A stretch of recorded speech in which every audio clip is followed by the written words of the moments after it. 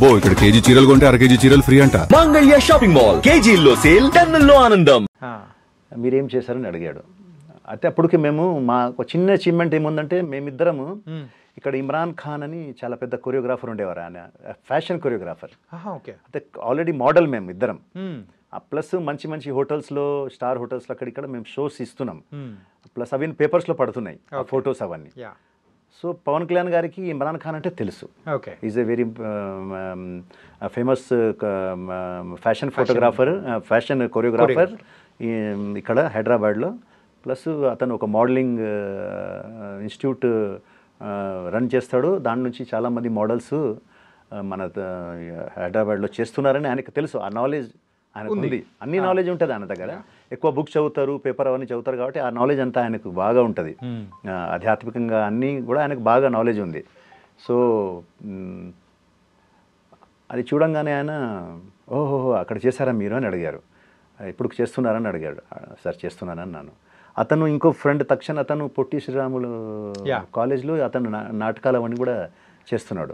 So అతను కూడా అది కూడా ఆయనకు బాగా ఇంట్రెస్ట్, అన్ని నాలెడ్జ్ ఉంది కాబట్టి. సో అతనికి వీళ్ళని నేను పుష్ చేయొచ్చు అనుకున్నాడు. అంటే ఆయన కూడా ఒకటి కొంచెం దొరికింది, వీళ్ళకు కొంచెం మీడియా పరంగా దీని పరంగా నాలెడ్జ్ ఉంది కాబట్టి పుష్ చేయొచ్చు అని. ఆయన ఏం చేశారంటే మీ ఫొటోస్ 2 ఇవ్వండి, రేపు మీ రెజ్యూమ్ ఏదైతే మీరు చేశారో అది ఇవ్వండి అన్నారు. నెక్స్ట్ డే మేము వెళ్ళి ఫొటోస్ ఇవ్వడము, మేము ఏదైతే చేసామో మోడలింగ్లో అవన్నీ ఇచ్చాము. 2-3 మంత్స్ అయింది, ఇంకా మాకు ఎలాంటి రెస్పాన్స్ లేదు. తర్వాత ఒకరోజు ఒక ఆఫీస్ నుంచి కాల్ వచ్చి మిమ్మల్ని రమ్మంటున్నారంటే మాకు అసలు జీరో, అసలు ఎవరు రమ్మంటున్నారు ఏంది. అది త్రివిక్రమ్ గారని ఇంతకుముందు ప్రొడ్యూసర్ గారు ఉండే ఆయన, త్రివిక్రమ్ గారు ప్రొడ్యూసర్ గారు ఉండే ఆయన సినిమా ఆయననే ఆయనకు ఈ బద్రి సినిమాకు ప్రొడ్యూసర్గా ఉన్నారు. సో త్రివిక్రమ్ గారు ఆఫీస్ నుంచి కాల్ చేస్తుంటే మాకేం అర్థం కాలే. సరే ఏదైతే మేము ఆ అడ్రస్ని పట్టుకొని వెళ్ళాము. అక్కడ వెళ్ళిన తర్వాత ఆఫీస్ బాయ్ వచ్చాడు, పైకి తీసుకెళ్ళాడు. ఒక పర్సన్ ఆపోజిట్లో కూర్చొని ఉన్నాడు. మీకు మీ క్యారెక్టర్స్ ఇలా ఇలా అని ఎక్స్ప్లెయిన్ చేశాడు. ఆ క్యారెక్టర్ అంటే చెప్పిన వాళ్ళు ఎవరు? అదే చెప్తున్నా, వినండి. చాలాసార్లు చెప్పాను మీకు వేరే ఇంటర్వ్యూస్లో కూడా. ఇలా ఇలా మీరు ప్రకాష్ రాజ్ గారితో ఉంటారు, ఇలా కోర్టులో ఉంటారు, కోట్ ప్యాంట్ వేసుకుని ఉంటారు, ఆయనకు హెంచ్ మ్యాన్స్ లాగా అని అన్నారు. సార్ అది మామూలుగా ఆర్టిస్ట్కి ఉంటుందిగా. సార్ ఏమైనా డైలాగ్స్ ఉన్నాయా సార్ అని అడిగాం ఇద్దరం. సార్ ఏమైనా డైలాగ్స్ ఉంటుందా సార్ సినిమా అంతలో అని అడిగాం. అంటే నవ్వి ఆ పర్సన్ కింద నుంచి ఇన్ని ఫోటోలు తీశాడు. ఇన్ని ఫోటోలు ఉన్నాయి, మీరు నమ్మరు. ఇన్ని ఫోటోలు తీసి బెంచ్ మీద పెట్టాడు. పెట్టేసి ఇన్ని ఫోటోలలో మీరు నాకు నేను ఎవరో మీకు తెలుసా అన్నాడు. సార్ తెలియదు సార్ అన్న. మీరు నాకు ఎవరో తెలియదు, కానీ ఇన్ని ఫొటోస్ నుంచి మీ ఇద్దరిని నేను ఎందుకు పిలవడం జరిగింది అన్నాడు. సార్ అది కూడా తెలియదు సార్ అన్న. పవన్ కళ్యాణ్ గారు మిమ్మల్ని ఇద్దరిని ఈ సినిమాలో పెట్టుకోమని చెప్పారు అన్నాడు. షాక్. ఇద్దరం ఒకరికొకరు చూసుకున్నాం. Sir thank you sir. Sir ఆయన ఇప్పుడు సార్ మీరు అంటే నేనే ఈ సినిమా డైరెక్టర్, నా పేరు పూరి జగన్నాథ్ అన్నారు. అప్పుడు ఇంకా మాకు ఇంకా షాక్. ఇంకా దాని తర్వాత అసలు ఇంకా ఏం మాట్లాడలే. సార్ మీరు ఏమి ఇచ్చినా మేము చేస్తాం సార్, అలాగే అదొక ఆర్టిస్ట్గా ఏదైనా ఉంటుందంటే ఇది మన జర్నీ స్టార్ట్ అయింది, ఇప్పుడు చాలా చేయాల్సి ఉంది, మనము ముందు చేద్దాం అన్నారు. దాని తర్వాత ఇంకా మేము అంతా కిందికి వెళ్ళి కొలతలు అవన్నీ ఇవ్వడం అవన్నీ జరిగింది. దాని తర్వాత ప్రయాణం స్టార్ట్ అయింది. నిజంగానే ఆయన చెప్పినట్టే పూరి గారు, ఇక నెక్స్ట్ నుంచి మీకు ఈడియట్లో తీసుకున్నారు, తమిళనాడు తీసుకున్నారు. దాని తర్వాత కంటిన్యూస్గా ఆయన చేశారు నాతో సినిమాలు, ప్రతి సినిమాలో తీసుకున్నారు ఆయన. స్పెషల్గా పిలిచి ఏదో ఒక క్యారెక్టర్ మనకి ఇచ్చేవాళ్ళు. సో ఆ విధంగా పవన్ కళ్యాణ్ గారు లేకుంటే ఇది జరగకపోయేది కాదు. సరే ఇది చేసామని దీని తర్వాత మేము తిరగడం మొదలుపెట్టాము. కొంచెం రికగ్నిషన్ వచ్చింది కదా అని. ఇంకా ఆది ఓపెనింగ్ అయింది రామారెడ్డి స్టూడియోలో. అక్కడికి వెళ్ళడం, అక్కడ కలవడము, అక్కడ ఫొటోస్ ఇవ్వడము, వినయ్ గారికి నచ్చడము. ఆయన ఆది సినిమాలు మమ్మల్ని జూనియర్ ఎన్టీఆర్ గారి అన్నల్లాగా తీసుకోవడము, అది మంచి క్యారెక్టర్స్. మేము జైల్లో ఉంటాము. సో ఇలా సినిమా ప్రయాణం మొదలైంది. ఇక అక్కడ నుంచి ఇంకా అందరితో పెద్ద పెద్ద డైరెక్టర్స్ అందరితో చేశాము. రాజమౌళి గారితో చేశాను 3-4 సినిమాలు. సో ఆ అదృష్టం అయితే మాకుంది. ఇప్పుడు ఉన్న ఆర్టిస్ట్కు ఆ అదృష్టం ఉంటుందో లేదో తెలియదు. ఎందుకంటే రాజమౌళి గారు ఇప్పుడు సినిమాలు మనోళ్ళు చేయాలంటే నాకు తెలిసిన వరకు ఇట్స్ వెరీ హార్డ్. మాలాంటి యాక్టర్స్ అంటే ఇంకా పెద్ద యాక్టర్స్ గురించి నేను మాట్లాడలేను, కానీ మనలాంటి కొంచెం ఉన్న యాక్టర్స్కి ఇప్పుడు రాజమౌళి గారి సినిమా చేయడం చాలా కష్టం ఉంటుంది. కానీ ఆయన రోజు రోజుకి బౌండరీస్ దాటేస్తున్నారు ఆయన. యా ఇప్పుడు నెక్స్ట్ రాజమౌళి గారు మహేష్ బాబు సినిమా కూడా నాకు తెలిసిన వరకు it's not a pan India, నాకు తెలిసిన హాలీవుడ్ మూవీ అని చెప్పచ్చు. అంతే బ్రో, అంతే, అది హాలీవుడ్ మూవీ కాబట్టి ఇంకా అవకాశాలు మనలోకి చాలా తక్కువ ఉంటాయి అనిపిస్తుంది నాకు.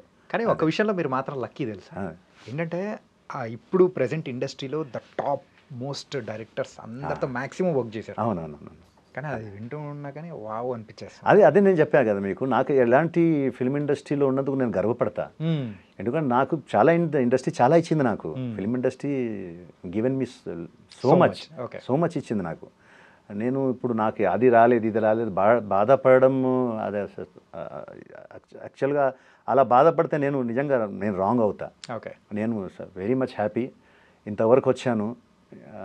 దేవుడి దేవాల ఇంకా ముందు కూడా వెళ్తాము నో డౌట్గా. ఎందుకంటే టైం అనేది ఒకటి మనకు ఏం చెప్పి రాదు, చెప్పకుండానే అన్ని ఇచ్చేస్తూ ఉంటుంది సమయం. మనం కష్టపడుతూ ఉండాలి. సో కష్టపడుతున్నాం, డెఫినెట్గా మంచి అవకాశాలు ముందు ఉన్నాయి మనకు. అది అన్నా, ఇది మీరు ఇందాక చెప్పారు ఆది మూవీలో కూడా గ్యాంగ్ మొత్తం ఉన్నారు, ఒక 4-5 మెంబర్స్ వాళ్ళందరూ కూడా ఉన్నారు. అందులో ఫిష్ వెంకట్ గారు కూడా ఉన్నారు. ఆ తర్వాత ఫిష్ వెంకట్ గారు మీరు ఆ పరిచయం అనేది, ఆ ఫ్రెండ్షిప్ అనేది కొనసాగిందా లేకపోతే? లేదు, కొనసాగింది. ఇప్పటికీ ఉంది. ఇప్పటికీ ఫిష్ వెంకట్ నాకు not only friend, is like my brother plus ఒక ఫ్యామిలీగా మేమంతా. ఓకే, ఫిష్ వెంకట్ నేను స్పెషల్గా మేము చాలా దగ్గరగా ఉండేవాళ్ళం. అయితే మనోడు ఒక సక్సెస్ ఒక రేంజ్లో చూశాడు. నేను అతని పక్కన ప్రతి ఒక్క మూమెంట్లో ఉన్నాను. అది తర్వాత అతనికి మంచి పేరు వచ్చింది. కందిరిగా నుంచి ఇంకా బాగా పేరు వచ్చింది. వచ్చిన తర్వాత చాలా బిజీ అయ్యాడు మనోడు, చాలా బిజీ అయ్యాడు. చాలా ఇంకా ఆ టైంలో ఫిష్ వెంకట్ 3-4 సినిమాలు చేసే రోజులు ఉన్నాయి. రోజుకు డైలీ మెయింటైన్ చేసుకుంటూ అటు ఇటు నేను చూశాను. ఆ మూమెంట్ చూశాను అతనిది. అండ్ ఇప్పుడు ప్రెసెంట్ హెల్త్ కండిషన్ చాలా అంటే కొన్ని మన మీదనే ఉంటుంది బ్రదర్. అది ఇప్పుడు నేను మీకు ఎంత చెప్పినా మీరు వినే మూడ్లో లేకుంటే మనం చెప్పలేం. ఒకసారి 2 సార్లు చెప్తాము. ఓకే, అతనికి ఆ డ్రింకింగ్ హ్యాబిట్స్ అవన్నీ కొంచెం ఎక్కువ. సో మనం చెప్పేవాళ్ళం సైడ్లో ఉండి, అరే వద్దురా మామ ఇంత మరీ టూ మచ్ చేయకురా మామ అని చెప్పేవాళ్ళం. ఏం కాదురా భయ్ ఏమవుతుంది అని చెప్పేవాడు.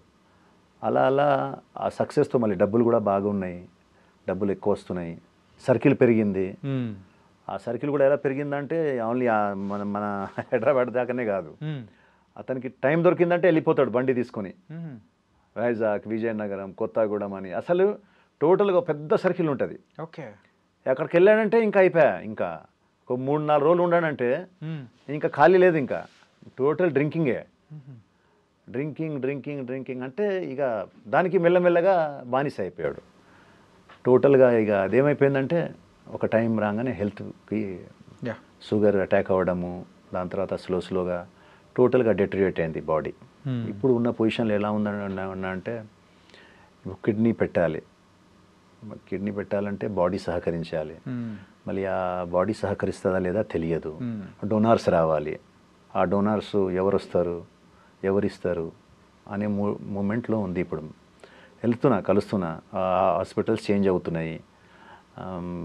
మొన్నటిదాకా ఇక్కడ మియాపూర్ హాస్పిటల్ ఉండేది ఫస్ట్.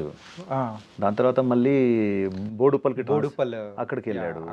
మళ్ళీ అక్కడ నుంచి ఇప్పటికి ఇక్కడికే వచ్చాడు. మినిస్టర్ గారు ఎవరు ఆయనకు తెలిసిన హాస్పిటలే అండ్ వాళ్ళ చుట్టాలదే. సో ఫ్రీగా ట్రీట్మెంట్ చేస్తా అని ఇక్కడ చెప్పారు. మళ్ళీ ఇక్కడ తెచ్చి పెట్టారు.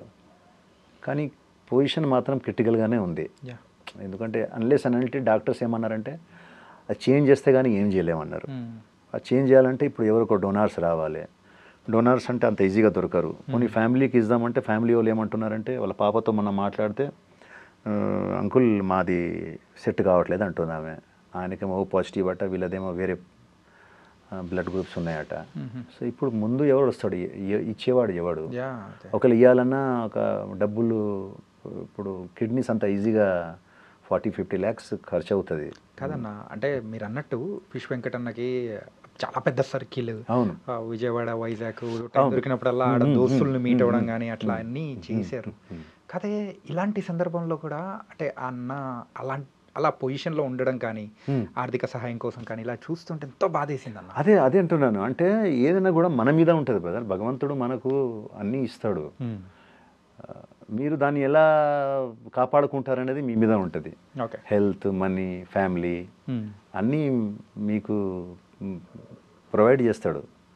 బట్ ద థింగ్ ఈజ్ మీరు అవి ఎంతవరకు కాపాడగలుగుతారు, దాన్ని ఎంతవరకు మీరు మెయింటైన్ చేయగలుగుతారు అనేది ముఖ్యం. ఆయనకు అన్నీ ఇచ్చాడు, ఫ్యామిలీ ఇచ్చాడు, ఇద్దరు కొడుకు కూతురు, మంచి ఆరోగ్యాన్ని ఇచ్చాడు. ఆది టైంలో మంచి మంచి మంచి బాడీ. ఆది టైంలో మేమంతా నన్ను ఒక్కొక్క సైడ్ ఇంకో సైడ్ పెట్టి ఇట్లా లేపేవాడు భుజంతో.